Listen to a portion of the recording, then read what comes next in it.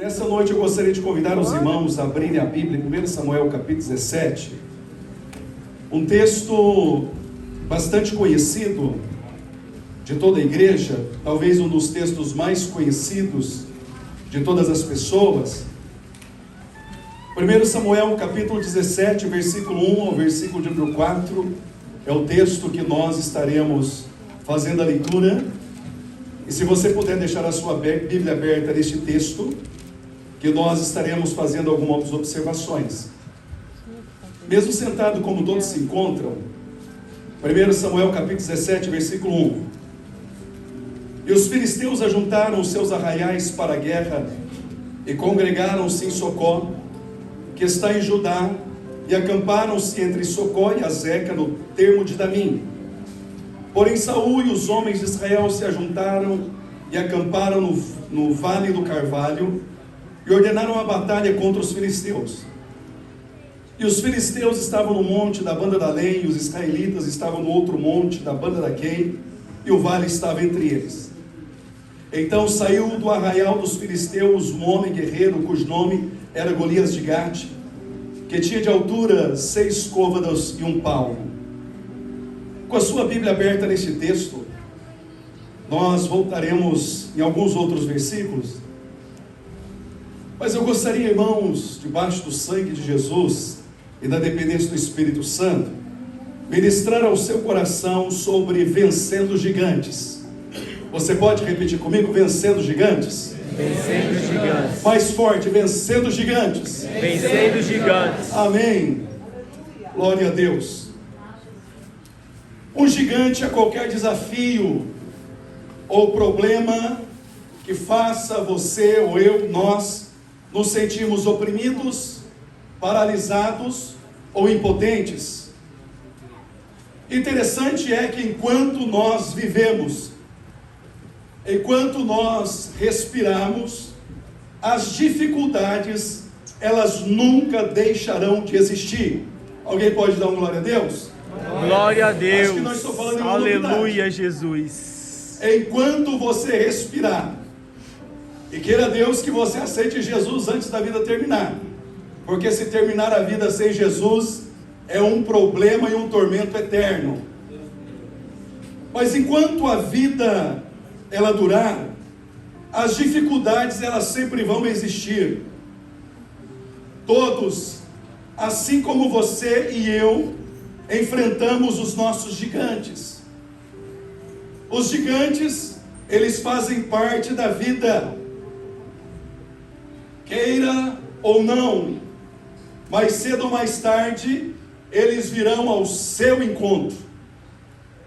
Jesus, ele nos alertou acerca dessa questão. Em João 16:33, ele disse que no mundo nós teríamos aflições, mas ele também nos encorajou a nós termos bom ânimo. Tem de bom ânimo, porque eu venci o mundo. E sempre que surgem os gigantes, os problemas, os desafios na nossa vida, nós olhamos para ele, assim como os soldados olharam para Golias. É impressionante.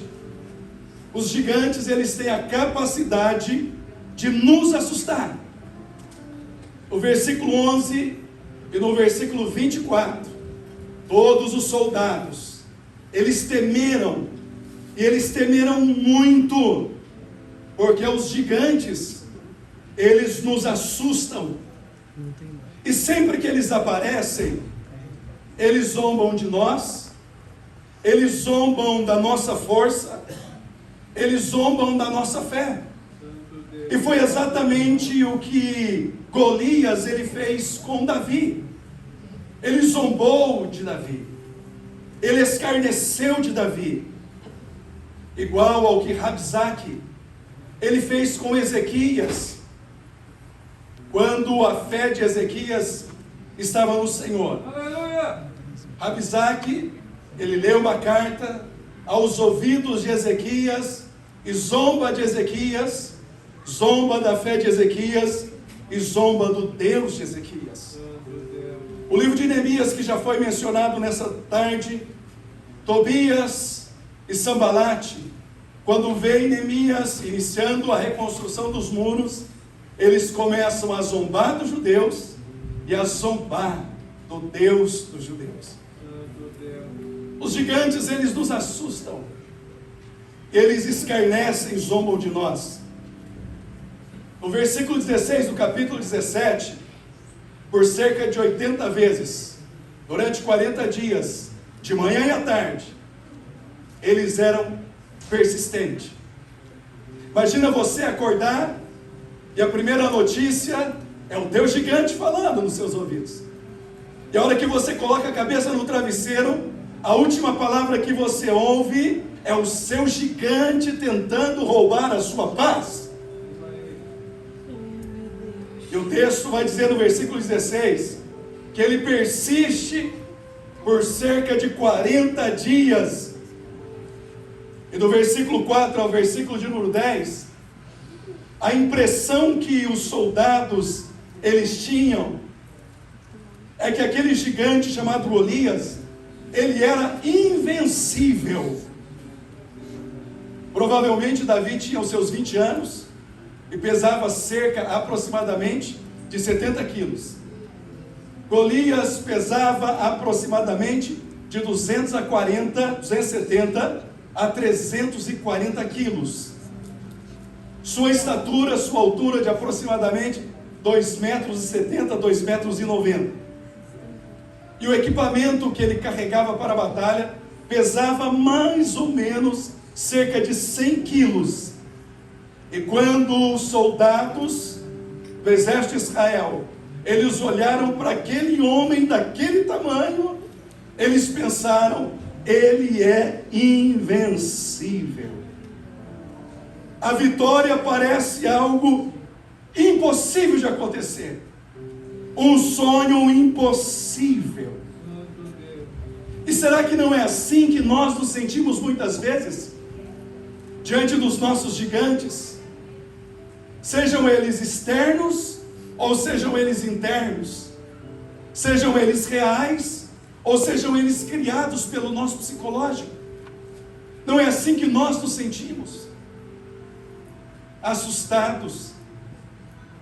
E dizemos, impossível de vencer. Eu tenho promessa, mas pela realidade que eu vejo, é impossível que isso um dia aconteça. Mas nessa noite, o Espírito Santo de Deus tem uma palavra para o seu coração.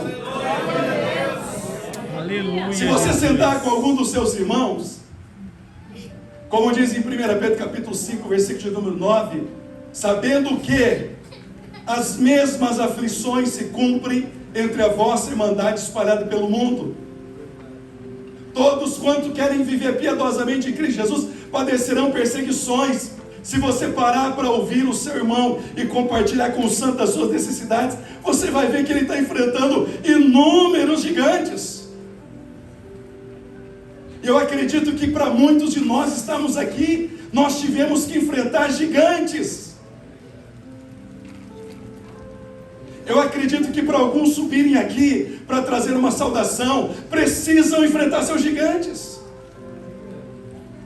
Eu acredito que alguns, para trazer uma saudação na congregação, cantar um louvor, ele precisa enfrentar os seus gigantes. Teve um moço em Sararudá, e pastor, o que ele falou? Pastor Edevaldo, ele foi ministrar uma palavra na quarta-feira, irmão Adriano, e eu convidei ele para ministrar.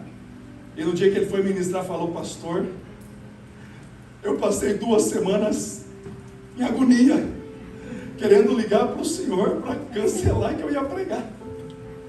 Porque foram 2 semanas que, meu Deus do céu. Ele falou, isso porque o Senhor me chamou para pregar numa quarta-feira. Imagina se o Senhor me chamar para pregar no sábado ou no domingo. O Senhor vai ter que me avisar com 1 mês de antecedência. Ele teve que enfrentar o seu gigante. Todos nós temos os nossos gigantes. Mas quando nós olhamos para a palavra de Deus, nós precisamos fazer como Davi fez. E nesse capítulo o que nós aprendemos é que Davi, ele concentra-se primeiramente em Deus. Davi não falava de outra coisa a não ser acerca de Deus. Quando você lê esse capítulo, ele faz menção apenas 2 vezes sobre Golias. Mas quando você lê atentamente, você encontra inúmeras vezes Davi falando a respeito do Senhor, falando a respeito de Deus.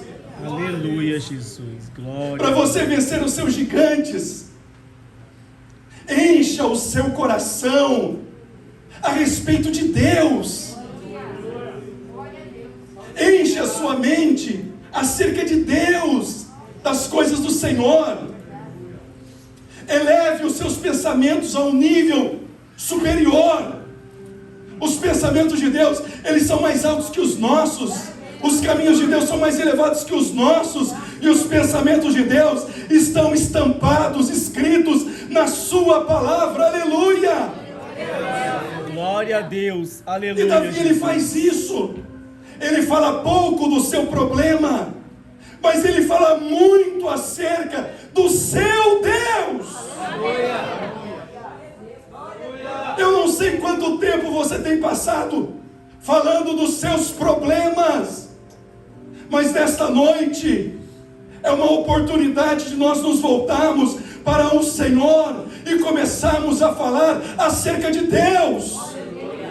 Aleluia, Jesus. Isaías capítulo 6, no ano em que morreu o rei Uzias, no ano em que morreu alguém da família de Uzias, ele viu o Senhor assentado no alto e sublime trono, no meio da dor. Ele teve uma revelação do Senhor. Paulo, 2 Timóteo, é a carta que antecede o seu martírio.